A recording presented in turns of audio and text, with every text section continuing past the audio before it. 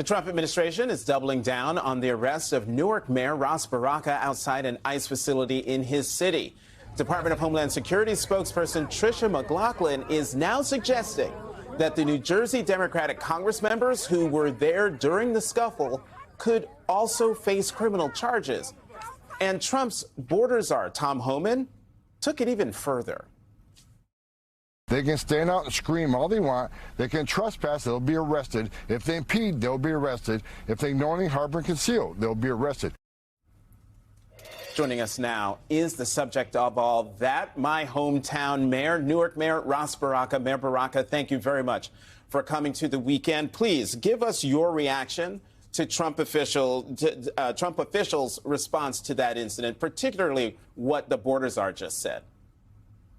Well, I just think it's about intimidation and bullying. This is like moving us slowly towards an authoritarian kind of government here, where they are telling people they can't come to a public place. They can't go onto a facility to even get a tour. You know, we weren't protesting. Nobody barged in.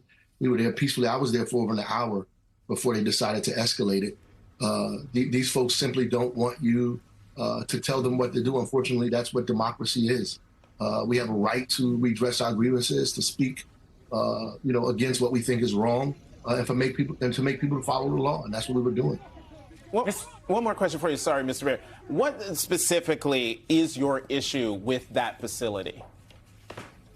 Well, they won't allow the city inspectors in. They won't allow a fire inspector in. We've been there every morning for a few weeks trying to get the fire inspector in. I was there that morning for about 15, 20 minutes. We go there, seek entry. They refuse. We post it. We're in court with them now. They are saying they don't need a certificate of occupancy. They haven't had an updated one since 20 years.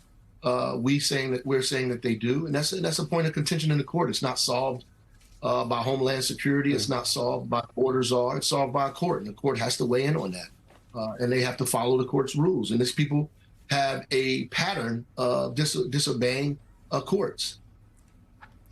Mayor, could you just talk a little bit about the contractor who is operating at the facility, GEO, and it's through ICE that contractor is operating, but they're in your city. What is the legality here of making sure that everything is up to par? I know that I have to have a certificate of occupancy for my home, and you were talking about that and the problems at this facility. Can you just explain the legality here?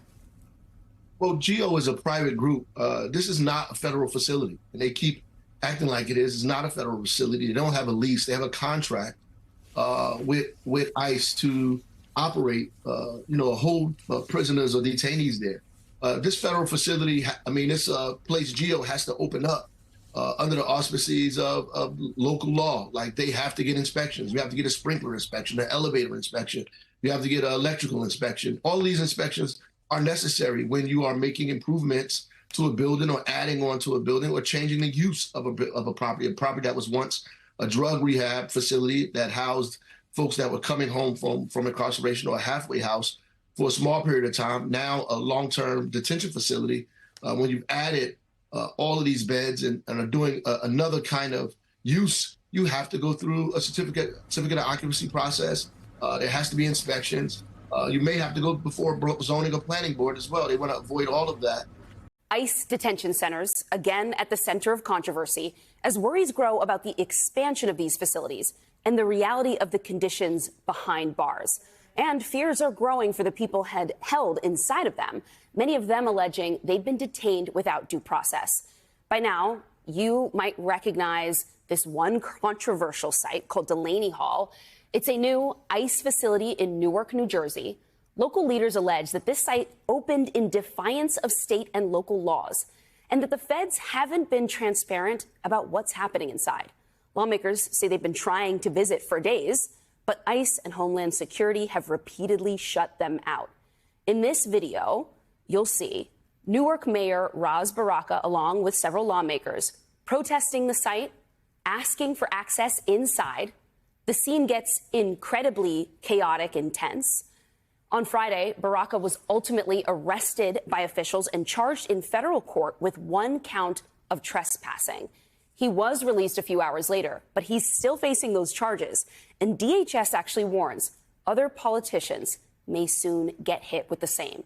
Here's what Baraka had to say on Politics Nation moments ago. We don't know what's going on in there. We don't know who's in there. They don't allow inspections. They're not doing, they're not complying with the local laws. They don't have a certificate of occupancy in our argument. And we were in court arguing these matters. They feel like they don't have to go to court. They have a contention. We have a contention. They have an opinion. We do. We usually solve those problems in America through the court of law. They don't want to use the court. They want to use a decree. They believe that what they say goes, that we have a kingdom here and not a democracy. And that's the problem. And joining us now, Paula Ramos, MSNBC contributor and the author of Defectors, The Rise of the Latino Far Right and What It Means for America, and Danny Cevallos, MSNBC legal analyst and criminal defense attorney. Okay, Danny, I'm going to start with you. Have you ever seen anything like these scenes? No, that is a trick question. Of course not. I mean, no one's ever seen anything like this. I mean, no one's ever seen this kind of civil disobedience. But by the way, civil disobedience, and I would characterize this as exactly that, because you have leaders who are being arrested, almost on purpose to make a statement. That has a very rich history in the United States. And there's plenty of academia on the subject. So I would say, yes, we have seen things like this before. History doesn't always exactly repeat, but it certainly echoes. Let me play for you what Alina Habba said. She's right now the U.S. Attorney in New Jersey. Yeah, interim U.S. Attorney in New Jersey. So this falls within her jurisdiction. She was on Fox News. Let me play for you what she said. Get your thoughts onto it. If you break the law, it will be enforced no matter who you are. You cannot be a politician and break the laws. You can't be a normal citizen and break the laws, most certainly not in New Jersey or anywhere in this country. A bit ironic considering who the current president is, a convicted felon, and they're talking about, law and order and not losing sight of who the president is. Yeah, but she's right. Even the arrestees had to know it was probably their plan to get arrested. And after all, getting arrested got the word out. We're talking about it. So this, again, is something that was probably calculated. I'd be really curious to see if the government actually follows through and charges. Yes, I mean, it would be some version of trespass on federal property, but possibly, if any federal officer was touched, you always have the potential of assault. So we'll see what they end up doing. But I'm really interested, not so much in Alina Habba saying that if you break the law, you'll be arrested. That's just some general phrase. But the real question is, will they follow through and actually prosecute? My advice to Ras Baraka is to just declare himself a January 6th defendant, and he'll get the full support of the Trump administration, be treated as a hero. But in all seriousness, Paula, remind us, though, what this protest is actually about and why so many people are concerned about what's happening inside detention facilities in the U.S. right now.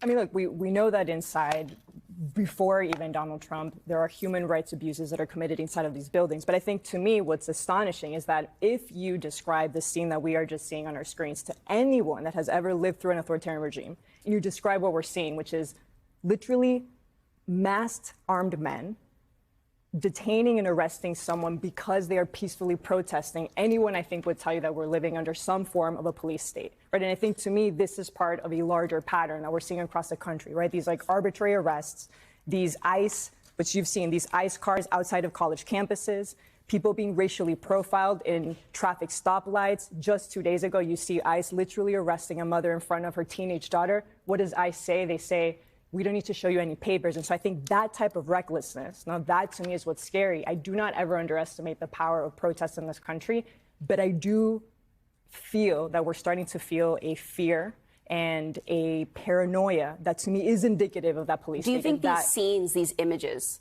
they're actually meant to be seen and sort of send a message to the communities, not just, around this site in New Jersey, but around the country right now? I think so, right? I think it's staged, but I do think that this is where Trump underestimates his cruelty, right? I think the understanding was that Trump's cruelty would work, that it would keep mobilizing this anti-immigrant sentiment. I think what we're seeing is that the American people don't want to see people being snatched up and kidnapped, right? And I think now sort of unintended consequence is that Americans are feeling a sort of moral outrage in the face of that cruelty. And that I don't think they're really calculating for. So speaking of the suspension of kinds of rules of law.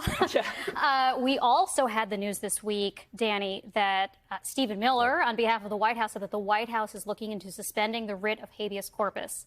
Can you explain what that means and what its significance is? Right. Habeas corpus is a writ. It's something we got from Old England. And the idea was that it goes back to actually the king. And if the king wanted to throw you in jail, could Parliament do anything about it? Well, we borrowed this whole habeas thing. And what it does is essentially in the Constitution, not the Bill of Rights, the original text of the Constitution, the suspension clause essentially provides a protection, a limitation on the suspension of habeas, which is really just challenging someone's detention.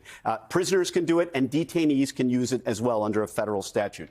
So what the suspension clause says basically is that thou shalt not suspend habeas corpus unless, and there's a narrow exception, in times of invasion, war, when public safety shall so require it. Now, the problem with this is that that exception is to be very narrowly applied, and it is probably the case that only Congress can suspend habeas corpus. Yes, we have historical examples of a president doing it, but that was during a time when Congress was not in session. It really wouldn't apply here. So the short answer is the idea that the president can unilaterally suspend habeas corpus is probably more an act of trolling than it is an actual plan. Okay, let's say that they do it. Yep. What's to prevent American citizens from being detained without any ability to challenge it? If the government just decides, hey, we've decreed that you are an immigrant and therefore you don't have these rights and you don't even have an opportunity to prove you otherwise. Yeah, this is a common flowchart I get into on shows, which is, well, this is something, if you suspend habeas corpus unconstitutionally,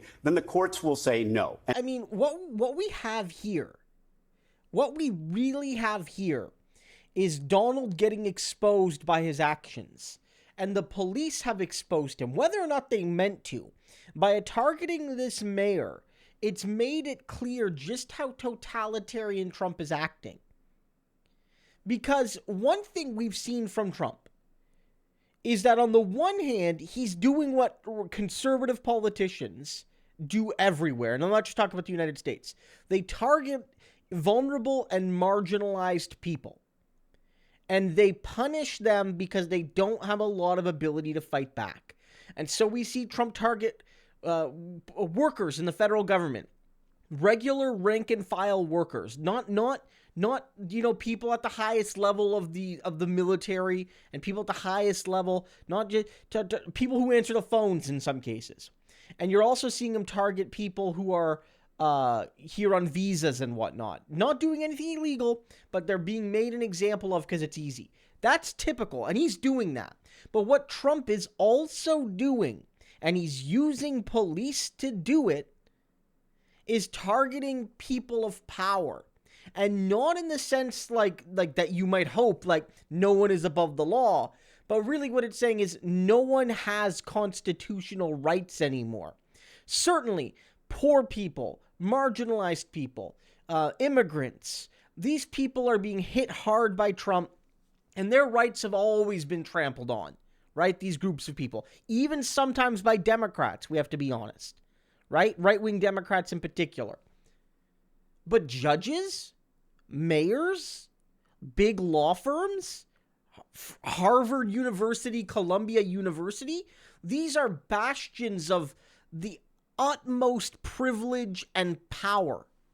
These are the groups that are usually safe even from the right-wing wannabe totalitarians in the United States.